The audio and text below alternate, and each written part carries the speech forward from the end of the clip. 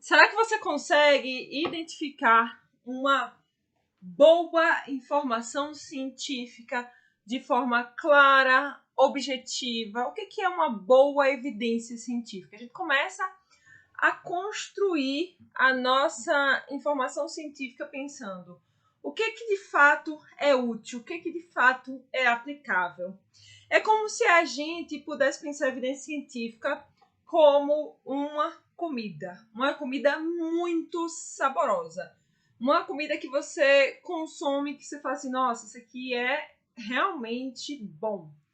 Ou com uma comida muito ruim, uma comida com sabor que não te agrada.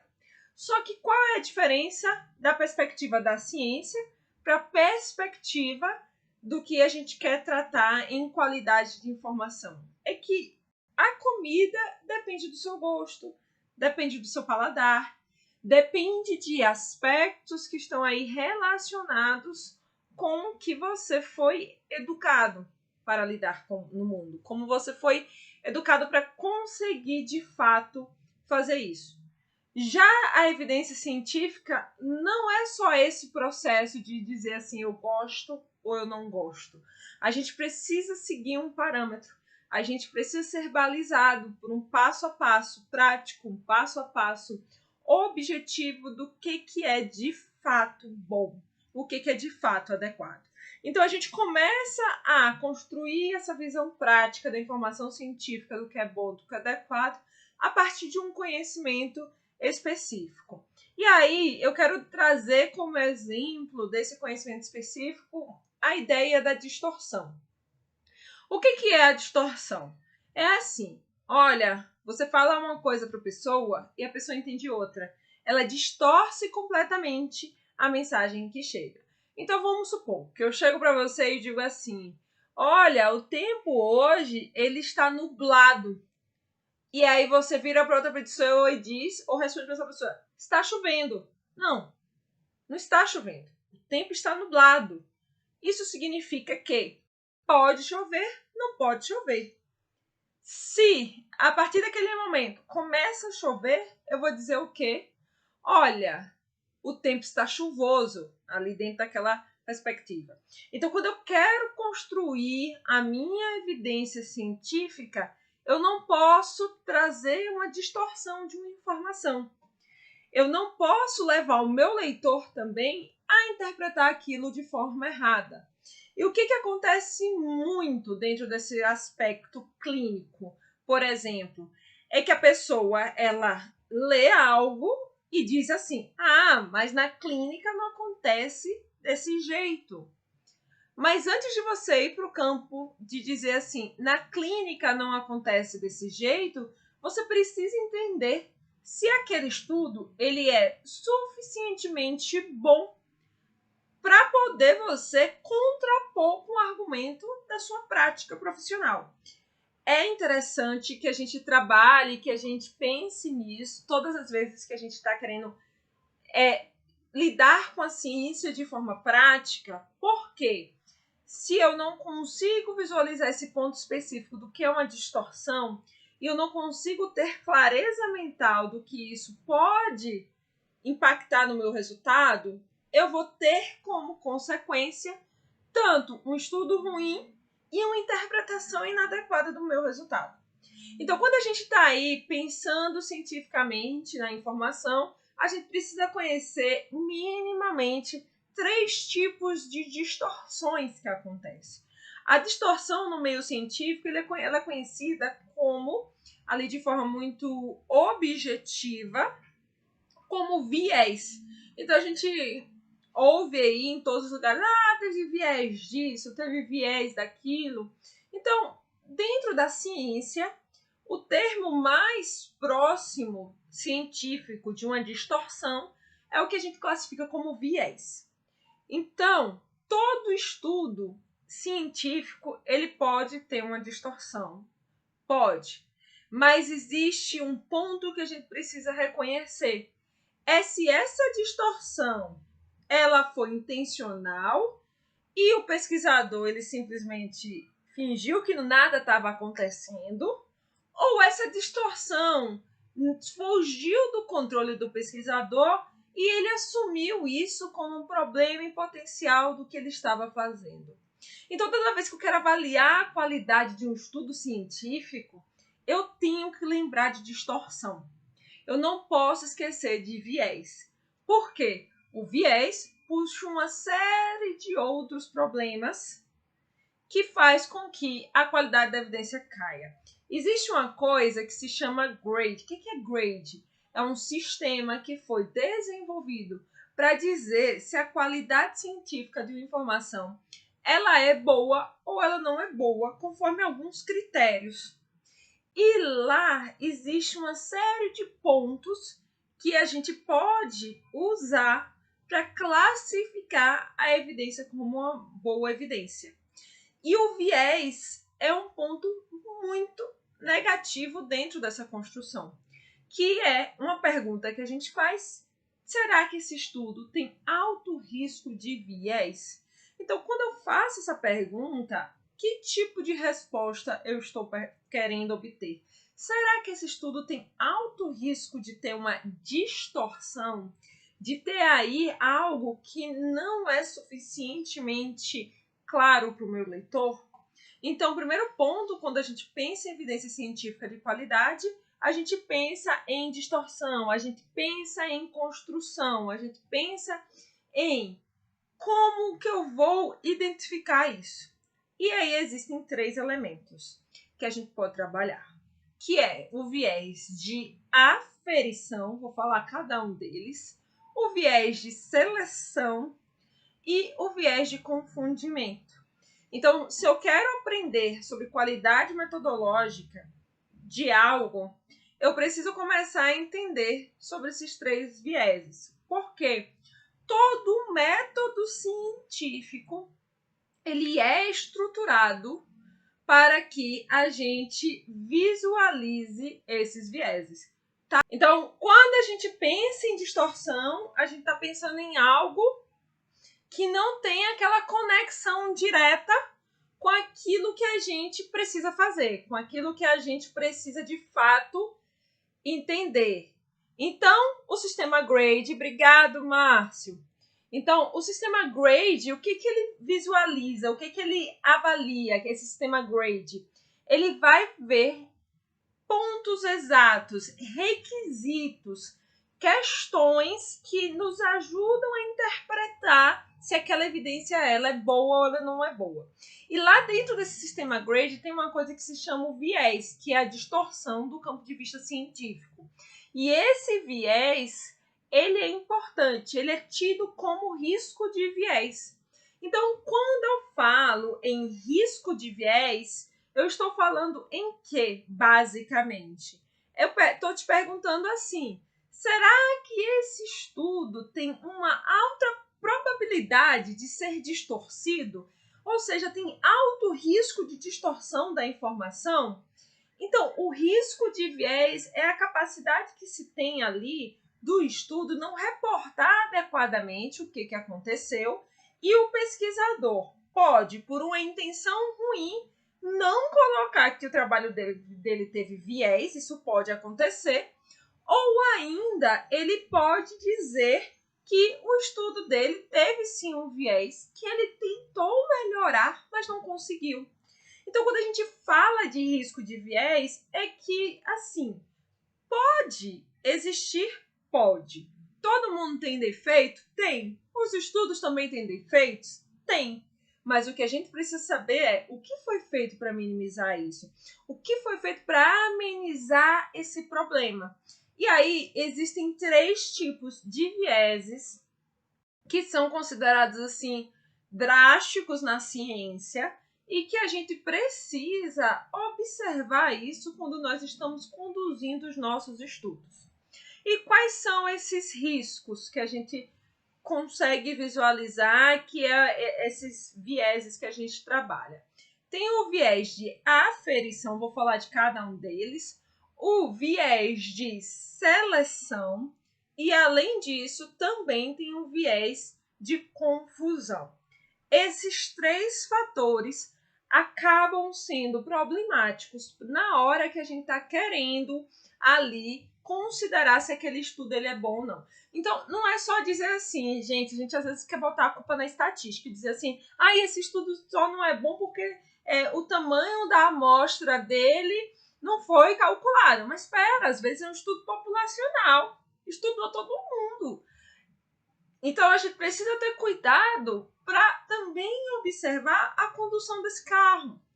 E aí, se a gente não conduz esse carro adequadamente, a tendência é que tenha uma colisão, ou que o carro quebre, ou que tenha algum problema. E o viés vai ser isso, a condução do pesquisador diante desse cenário. O viés de aferição é o que na nossa prática? O nome já diz por si só, é como a gente vai medir alguma coisa, como a gente vai mensurar, aferir. Então, como a gente vai verificar de fato algo, se é daquela maneira? Então, muitas vezes, as pessoas pensam que o fato de ter um viés de aferição está relacionado, por exemplo, só com a questão de um diagnóstico, ou a questão de uma definição clínica, ou com a questão de uma definição de um determinado ponto. E aí eu vou trazer agora um exemplo de fora da área da saúde para a gente contextualizar. Então, vamos supor que esteja sendo feito um trabalho sobre plantio. A pessoa está indo lá plantar algum tipo de plantinha lá. Enfim, vai plantar café, certo? E aí, de repente, ela vai pegar um tipo de café e vai plantar em um lugar, e outro tipo de café vai plantar em outro lugar. Então, ela está plantando um tipo de café no sol e outro tipo de café na sombra. E ela vai poder dizer no final que o café do sol é pior do que o café da sombra. Será que ela vai poder dizer isso? Veja que aqui ela está utilizando, primeiro, plantas diferentes, embora seja o café, são de espécies diferentes. Então, esse viés de selecionar plantas diferentes é o que a gente chama do viés de seleção. E quando eu vou aferir, por exemplo, qual foi o café que se desenvolveu mais no sol ou na sombra, no sol eu uso a técnica A e na sombra eu uso a técnica B. Então, eu não estou aferindo do mesmo jeito o crescimento. Então, vamos supor, no sol eu uso uma fita para verificar se o café cresceu.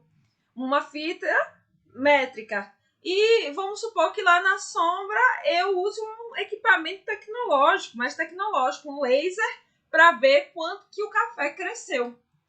Então, veja que eu estou aferindo de forma diferente o crescimento do café. Então, como eu estou aferindo de forma diferente, esse é um problema, esse é um viés de aferição. Por quê? Eu não estou dando direito de igualdade nos dois grupos para fazer essa comparação.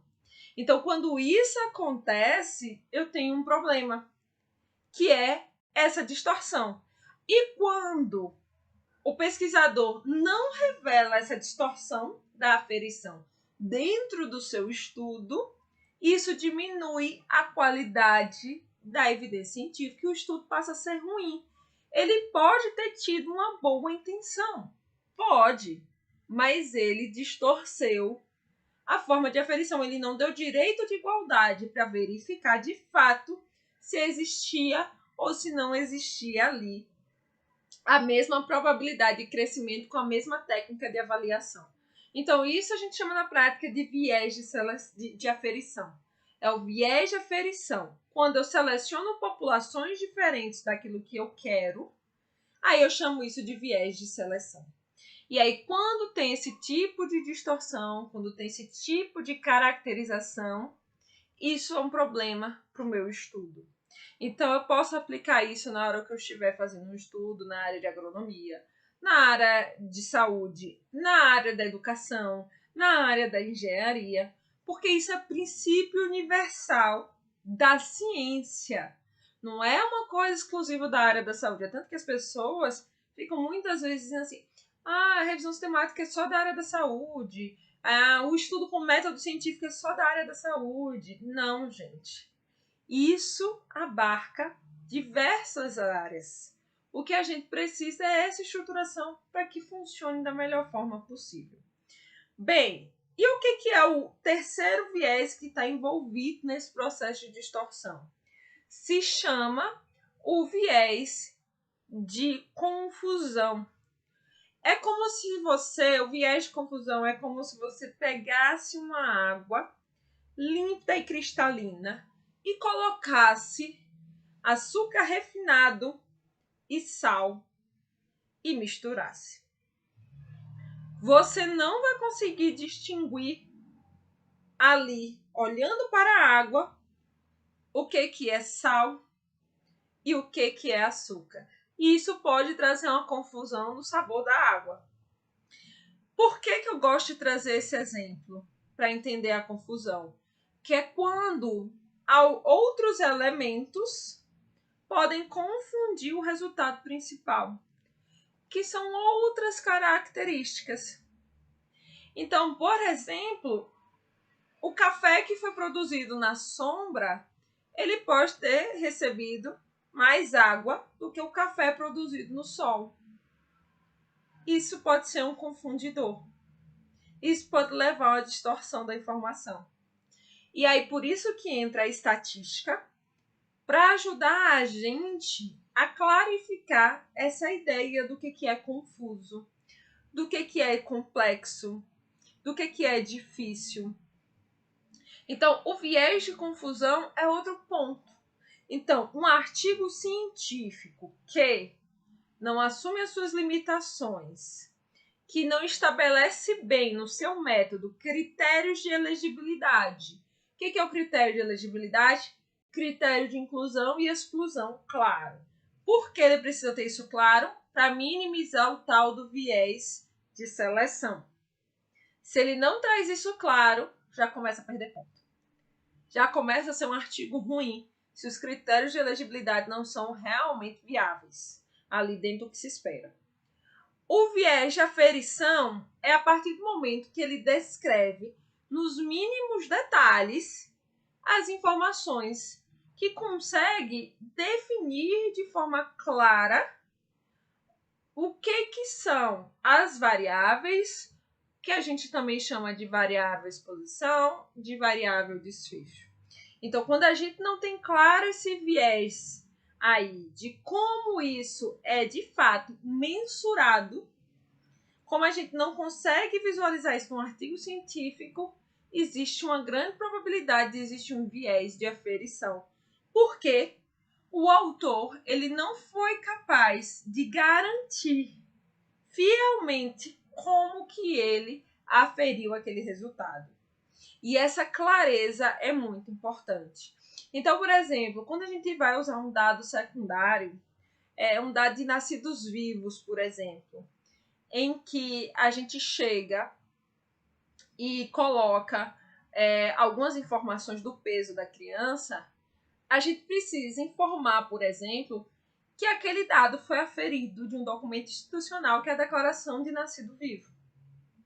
Por quê? Isso aumenta a credibilidade da aferição, de como que aquilo aconteceu. Então, a gente precisa começar a entender que existe um documento padronizado para registrar a informação do nascimento da criança. E isso eleva, sim, a qualidade da informação, porque é uma ferramenta, já não é qualquer pessoa que disse. Então, isso precisa estar descrito no seu trabalho. O autor precisa dizer de forma clara. Quando isso não é dito, aí a gente acaba indo para o campo da distorção da informação. E o viés de confusão, ele vem dentro do método. De que forma? Ele vem ali dentro do método científico, no processamento da análise de dados. O que é esse processamento da minha análise de dados? É exatamente como faz análise. Por isso que a gente tem que sair do campo de que a responsabilidade da análise de dados é exclusivamente do profissional da estatística. Por quê, gente? A gente quer encontrar a solução para um problema. mas a gente quer que um profissional de outra área entenda o que a gente precisa. Então, é essencial que a gente domine a estatística básica para que a gente consiga pedir àquele profissional uma estatística mais avançada. Então, aprender a ler artigo científico e identificar se aquele artigo é de qualidade ou não, nós estamos falando de campo teórico. Nós não estamos falando de campo prático. Nós não estamos falando de você ir lá e colocar a mão na massa. A gente está falando de interpretação da informação. Por isso que olhar para o dado requer maturação. E essa maturação dá a partir do momento que você interpreta adequadamente o que aquilo quer dizer. Então, quando a gente chega para entender o viés de confusão, a gente precisa ter visto na nossa análise de dados se teve uma previsibilidade disso. E o que o autor fez para minimizar isso de algum modo por meio de técnicas analíticas? Porque eu posso ter uma confusão que pode ser ajustada no começo da minha jornada, que existem técnicas para isso, e pode ter uma confusão que ela pode ser ajustada no final da jornada, depois que o trabalho foi feito. Então existe salvação, nada está perdido. Mas a gente precisa conhecer isso. E quando eu falo, é porque esse conhecimento é para você ser independente. Independente no que você quer pedir, no que você deseja fazer. Senão, a gente sempre fica refém da situação do que o outro fez e eu não estava entendendo o que aquilo estava, de que forma aquilo estava sendo processado. Hoje, um grande boom que se tem na área e na carreira que a gente segue é essa capacidade analítica, que a gente herda isso com muita maestria lá do pessoal da engenharia e da tecnologia. Essa ideia da capacidade analítica vem de lá e a gente aplica na área da saúde. Então, se torna essencial você conseguir visualizar isso de uma forma muito mais prática dentro da sua realidade. Capacidade analítica envolve interpretação e entendimento de linguagem. Quando eu quero saber se uma evidência científica ela é boa, eu estou pensando em quê? Nessa capacidade analítica e crítica que a gente vai desenvolver. Então, todas as vezes que eu quero pensar cientificamente, eu quero olhar para aquele dado e entender se aquilo foi feito de forma certa. Bem, eu não estou falando aqui de análises muito complexas ou de modelos preditivos ou de questões muito avançadas do ponto da estatística. Eu estou falando do que a gente considera básico. E o que é um básico para a gente entender? É comparação entre dois grupos. É saber o que quadrado representa. Porque quando a gente consegue visualizar isso de fato, dentro desse universo, na sua interpretação, você vai ler um artigo científico e vai dizer assim, olha, esse artigo aqui ele é muito ruim. Hoje, existem inúmeras ferramentas que te ajudam. Mas essas ferramentas, elas não foram criadas do nada. Assim, agora da minha cabeça saiu uma ferramenta. Elas foram criadas nos princípios do método científico que leva em consideração essa história do viés, que é a capacidade de distorção. Então, toda a fundamentação e toda a pergunta das ferramentas que existem hoje, que são inúmeras, que podem ser trabalhadas, estão direcionadas para quê? Para o ponto específico de eu estou te perguntando isso porque isso aqui era o básico que o estudo tinha que ter. Então, as ferramentas de avaliação da qualidade metodológica, do risco de viés, que vão mensurar distorção, que vão saber se o estudo ele é adequado ou não, eles estão querendo dizer o que naquela ferramenta que o básico está sendo avaliado. Então, você vai lá e aplica um checklist do que é o básico. Vai lá, responde a informação, classifica o dado, considera todos os pontos e diz assim, esse estudo tem alta qualidade metodológica. Mas aí tem uma parte que é analítica e de interpretação que envolve o quê? Envolve o seu conhecimento prático e teórico.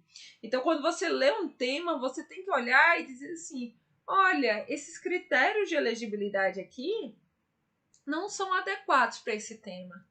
E isso já causa uma distorção mascarada, porque ele até recebeu uma pontuação boa, mas ele não fez da forma que deveria fazer, porque o instrumento objetivo pergunta: tem esse item? Tem esse item. Beleza. Então, a partir do momento que você dá um check e diz: tem esse item, você tem que saber se aquele item ele é de fato adequado ou não. Então, entra a subjetividade no nosso conhecimento. Então, essa capacidade crítica, reflexiva, analítica é importante. E isso, gente, não tem caminho diferente do que você aprender sobre método científico. E eu falo isso, repito isso, trago isso aqui no meu canal, falo muito isso aqui no Ciência em Texto, porque parece ser um bicho de 7 cabeças. Parece ser de outro mundo. Mas quando a gente começa a abrir os horizontes em relação a essa construção visual, fica mais claro. Então, por exemplo, às vezes a gente tem uma dúvida e a gente fica com vergonha e diz assim: não vou perguntar, não vou falar, não quero perguntar. E não pergunta e leva a dúvida para casa e guarda a dúvida com você. E a dúvida fica aí o resto dos tempos, até que você possa ser uma pessoa que te responda ou não. Outro dia eu recebi no meu direct uma pergunta muito interessante de uma pessoa aqui no canal, que foi assim: Ana, eu posso usar o Qualis para escolher a minha revista do artigo científico? E aí eu disse assim: não é o principal parâmetro de escolha. O Qualis não foi feito para os autores escolherem sua revista. Eles foram feitos para que o Qualis foi feito para que se avalie programas de pós-graduação. E se criou uma cultura de que tem que olhar o Qualis para escolher a revista. E não é esse o critério. Você primeiro precisa entender a revista, ver se não é uma revista predatória, porque lá no Qualis também tem revista predatória. Então, às vezes, você tá olhando lá, essa revista aqui é A1. Aí você vai olhar, é predatória. Você não está publicando, não vai mandar o seu artigo para uma revista boa, simplesmente porque ela está no Qualis. E é A1. Então, a gente precisa começar a desmistificar essa cultura de que porque todo mundo faz, é certo. Não é porque todo mundo faz que é o correto. Então, quando a gente vai olhar um artigo científico, é a mesma coisa. Eu preciso ver o que aquele artigo científico tem e, a partir dessa avaliação da capacidade de distorção, dizer: isso aqui tá ruim, isso aqui tá errado, isso aqui não condiz do ponto de vista do método científico. A gente não pode só dizer assim: na minha experiência isso aqui tá errado. Não, do ponto de vista do método científico isso aqui está errado. Então, esse tipo de avaliação, de ponderação é muito, muito importante. Não esqueçam disso todas as vezes que vocês estiverem aí pensando cientificamente na avaliação do artigo, na avaliação do que você quer e daquilo que você pretende. Quero dizer que as inscrições estão abertas para o workshop de revisão sistemática. Eu vou falar mais sobre qualidade de evidência, sobre produção de revisão sistemática, como é que a gente faz isso de uma forma muito objetiva, muito específica. Então tá lá no link da bio, se inscreve e se você tem dúvida, não deixa de me mandar um direct, colocar a sua pergunta lá na caixinha que eu vou te responder. Então, até quinta-feira, nesse mesmo horário, estarei aqui para falar de outro tema que interessa muito a vocês. Um beijo!